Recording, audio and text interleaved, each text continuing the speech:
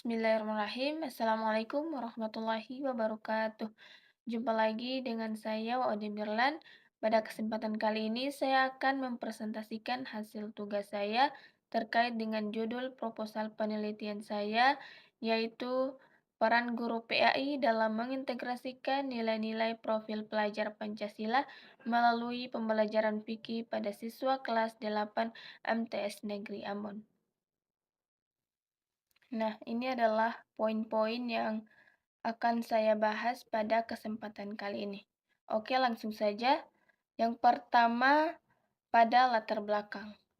Jadi, pendidikan agama Islam, khususnya pembelajaran fikih, tidak hanya berfungsi sebagai sarana penyampaian hukum Islam, tetapi juga sebagai media pembentukan karakter peserta didik. Nah, hal ini juga sejalan dengan kebijakan pendidikan nasional yang melalui profil pelajar Pancasila yang menekankan integrasi nilai-nilai karakter dalam setiap proses pembelajaran. Namun, dalam praktik di kelas, integrasi nilai seperti kemandirian dan gotong royong dalam pembelajaran fikih masih menghadapi kendala. Pembelajaran cenderung berfokus pada penyampaian materi secara tekstual dan belum sepenuhnya mengaitkan konsep hukum dengan nilai kehidupan nyata. Selain itu, variasi metode pembelajaran masih terbatas dan strategi integratif yang kontekstual belum diterapkan secara optimal. Nah, hal ini menunjukkan adanya kesenjangan antara tuntutan kurikulum dan praktik pembelajaran di lapangan.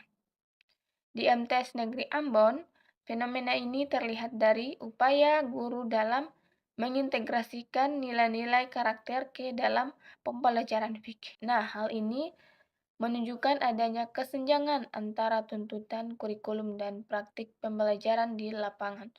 Di MTS Negeri Ambon, fenomena ini terlihat dari upaya di mana guru dalam mengintegrasikan nilai-nilai karakter ke dalam pembelajaran fikih, meskipun masih menghadapi berbagai tantangan. Oleh karena itu, peran guru pendidikan agama Islam menjadi sangat penting untuk dikaji secara mendalam guna memahami bagaimana nilai-nilai profil pelajar Pancasila dapat diintegrasikan secara efektif dalam pembelajaran fikih. Nah, selanjutnya yang kedua yaitu rumusan masalah. Dari penjelasan latar belakang di atas, maka peneliti tertarik untuk meneliti masalah tersebut dengan judul peran guru PAI dalam mengintegrasikan nilai-nilai profil pelajar Pancasila melalui pembelajaran fikih pada siswa kelas 8 MTS Negeri Ambon. Nah, masalah tersebut yang pertama, bagaimana peran guru PAI dalam mengintegrasikan nilai-nilai profil pelajar Pancasila melalui pembelajaran fikih pada siswa kelas 8 MTS Negeri Ambon. Yang kedua, apa saja faktor yang mendukung dan menghambat proses integrasi nilai-nilai profil pelajar Pancasila dalam pembelajaran fikih di MTS Negeri Ambon. Nah, poin yang ketiga yaitu fokus penelitian. Penelitian ini berfokus pada dua aspek tujuan utama terkait integrasi nilai profil pelajar Pancasila dalam pembelajaran fikih. Yang pertama, peran guru pendidikan agama Islam dalam mengintegrasikan nilai-nilai profil pelajar Pancasila melalui pembelajaran fikih, yang mencakup bagaimana guru merancang, melaksanakan, dan mengevaluasi pembelajaran berbasis nilai dalam konteks kelas. Yang kedua, faktor yang mempengaruhi keberhasilan integrasi nilai dalam pembelajaran fikih, baik yang bersifat pendukung maupun penghambat. Nah, hal ini meliputi kompetensi guru, motivasi siswa, interaksi pembelajaran, budaya sekolah, serta dukungan kebijakan pendidikan. Selanjutnya, poin yang keempat, yaitu tujuan penelitian. Nah, penelitian ini bertujuan untuk menganalisis peran guru pendidikan agama Islam dalam mengintegrasikan nilai-nilai profil pelajar Pancasila melalui pembelajaran fikih pada siswa kelas 8 MTS Negeri Ambon. Kemudian mengidentifikasi faktor-faktor yang mempengaruhi keberhasilan integrasi nilai dalam pembelajaran fikih di MTS Negeri Ambon. Poin yang kelima yaitu manfaat penelitian. Terdapat dua manfaat. Yang pertama, manfaat teoritis. Secara teoritis, penelitian ini diharapkan dapat memperkaya literatur mengenai strategi integrasi nilai-nilai karakter ke dalam mata pelajaran rumpun agama, sehingga pembelajaran fikih tidak lagi dipandang sebagai hafalan hukum semata, melainkan sebagai media pembentukan karakter Pancasila. Yang kedua, manfaat praktis. Nah, manfaat ini ditujukan kepada beberapa pihak, yaitu yang pertama, bagi guru pendidikan agama Islam sebagai bahan refleksi dan referensi strategi kreatif dalam mengajar. Kemudian, bagi sekolah atau madrasah. Nah, menjadi bahan pertimbangan dalam pengembangan kebijakan dan budaya sekolah yang mendukung penguatan pendidikan karakter melalui pembelajaran yang terintegrasi. Kemudian bagi peserta didik. Nah, memberikan pengalaman belajar yang lebih bermakna. Siswa tidak hanya memahami hukum-hukum fikih secara kognitif, tetapi juga merasakan internalisasi nilai karakter seperti mandiri, gotong royong, dan kritis yang akan berguna bagi kehidupan sosial mereka sehari-hari. Dan yang terakhir, bagi peneliti. Diharapkan dengan adanya penelitian ini bisa menjadi referensi tambahan mahasiswa UIN Abdul Muthalib Sangaji Ambon, khususnya yang berkaitan dengan integrasi nilai dalam pembelajaran pendidikan agama Islam dengan pendekatan kualitatif. Selanjutnya, poin yang keenam yaitu landasan teori. Teori utama penelitian ini adalah penelitian ini menggunakan kerangka utama teori internalisasi nilai menurut Muhaimin sebagai inti analisis, karena fokus penelitian terletak pada bagaimana nilai-nilai profil pelajar Pancasila diintegrasikan dan ditanamkan dalam pembelajaran fikih. Nah, teori ini dipadukan dengan teori peran guru, pendidikan karakter, konstruktivisme, dan hidden kurikulum untuk menjelaskan proses, aktor, serta konteks yang mempengaruhi internalisasi nilai secara komprehensif. Nah, kemudian selanjutnya teori peran guru pendidikan agama Islam, teori internalisasi nilai dalam pendidikan Islam, teori pendidikan karakter, teori profil pelajar Pancasila, teori pembelajaran fikih, dan teori integrasi nilai dalam pembelajaran. Selanjutnya, poin yang ketujuh yaitu metode penelitian.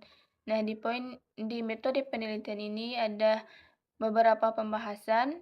Yang pertama, jenis dan sifat penelitian. Terkait metodologi, penelitian ini menggunakan pendekatan kualitatif. Adapun jenis penelitiannya adalah deskriptif dengan menggunakan metode studi kasus. Alasan saya memilih metode ini adalah untuk memberikan gambaran yang mendalam dan menyeluruh mengenai bagaimana guru PAI di MTS Negeri Ambon secara nyata mengintegrasikan nilai-nilai profil pelajar Pancasila di dalam kelas, sehingga kita bisa melihat proses, tantangan, sekaligus keberhasilannya secara detail. Selanjutnya, B. Kehadiran peneliti. Dalam penelitian kualitatif, peneliti berperan sebagai instrumen utama. Peneliti hadir langsung di lokasi untuk mengamati dan memahami proses pembelajaran secara nyata. C. Lokasi penelitian. Penelitian ini dilaksanakan di MTS Negeri Ambon, khususnya pada kelas 8 dalam pembelajaran fikih. Pemilihan lokasi didasarkan pada pertimbangan akademik bahwa madrasah ini telah mengimplementasikan kurikulum merdeka dengan menekankan penguatan nilai-nilai profil pelajar Pancasila dalam proses pembelajaran. Kemudian D. Sumber data. Yang pertama, data primer diperoleh langsung dari informan utama yaitu guru pendidikan agama Islam, siswa kelas 8, serta pihak sekolah yang terkait dengan proses pembelajaran. Yang kemudian data sekunder diperoleh dari dokumen pendukung seperti perangkat pembelajaran, modul ajar, RPP, arsip sekolah, serta literatur yang relevan. Data sekunder ini juga berfungsi untuk memperkuat dan melengkapi temuan dari data primer. Kemudian E. Prosedur pengumpulan data. Yang pertama, observasi. Yang kedua, wawancara. Dan yang ketiga, dokumentasi. Selanjutnya F. Analisis data. Analisis dalam sebuah Miles dan Huberman, penelitian ini sangat dibutuhkan, bahkan merupakan bagian yang sangat penting untuk menentukan dari beberapa langkah penelitian sebelumnya. Nah, dalam penelitian kualitatif, analisis data harus seiring dengan pengumpulan fakta-fakta di lapangan. Demikian, analisis data dapat dilakukan sepanjang proses penelitian dengan menggunakan teknik analisis sebagai berikut. Yang pertama, reduksi data. Reduksi data merupakan proses pemilihan, pemusatan perhatian, penyederhanaan, dan serta transformasi data mentah yang diperoleh dari hasil observasi, wawancara, dan dokumentasi. Yang kedua, penyajian data. Penyajian data dilakukan dengan menyusun informasi secara sistematis dalam bentuk narasi, deskriptif sehingga memudahkan peneliti memahami pola dan hubungan antar data. Kemudian yang ketiga, penarikan kesimpulan dan verifikasi. Nah, ini dilakukan dengan menginterpretasikan data yang telah direduksi dan disajikan kesimpulan bersifat sementara. Kemudian G. Pengecekan keabsahan. Keabsahan data dilakukan melalui beberapa cara. Yang pertama, triangulasi sumber. Artinya, peneliti memperoleh data dari sumber yang berbeda dengan menggunakan teknik yang sama. Tujuan triangulasi bukan untuk menemukan kebenaran mengenai suatu fenomena tertentu, tetapi untuk meningkatkan pemahaman peneliti terhadap apa yang telah ditemukan. Yang kedua, triangulasi teknik.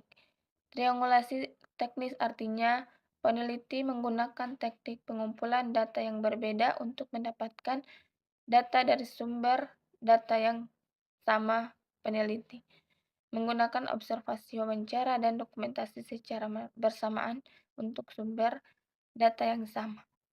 Yang ketiga, member check. Nah, ini untuk menjamin keabsahan data. Saya menggunakan teknik member check ini di mana saya akan meminta guru PAI yang bersangkutan untuk membaca kembali draft hasil wawancara guna memastikan bahwa data yang saya olah telah sesuai dengan informasi yang beliau berikan. Kemudian yang terakhir, tahapan-tahapan penelitian. Yang pertama, tahapan pralapangan, di mana tahapan ini berfungsi sebagai fondasi penelitian. Peneliti menyiapkan seluruh kebutuhan sebelum turun ke lokasi. Dan yang kemudian yang kedua, tahapan pelaksanaan, di mana tahap ini pelaksanaan merupakan inti dari proses pengumpulan data di lapangan. Peneliti melakukan Peneliti melakukan observasi langsung terhadap proses pembelajaran fikih di kelas 8. Selanjutnya yang ketiga, tahap analisis data. Tahapan ini dilakukan sejak awal pengumpulan data dan berlangsung secara berkelanjutan. Peneliti menggunakan teknik analisis data kualitatif yang mengacu pada Miles dan Huberman yang meliputi 3 langkah utama. Pertama, reduksi data, penyajian data, dan penarikan kesimpulan. Dan yang terakhir, yaitu tahap pelaporan, di mana tahap ini merupakan tahap akhir penelitian. Peneliti menyusun laporan penelitian dalam bentuk skripsi secara sistematis. Dan kemudian laporan terdiri dari pendahuluan, kajian teori, metode penelitian, hasil, dan pembahasan, serta kesimpulan. Demikian yang bisa saya jelaskan, kurang dan lebihnya saya mohon maaf. Wassalamualaikum warahmatullahi wabarakatuh.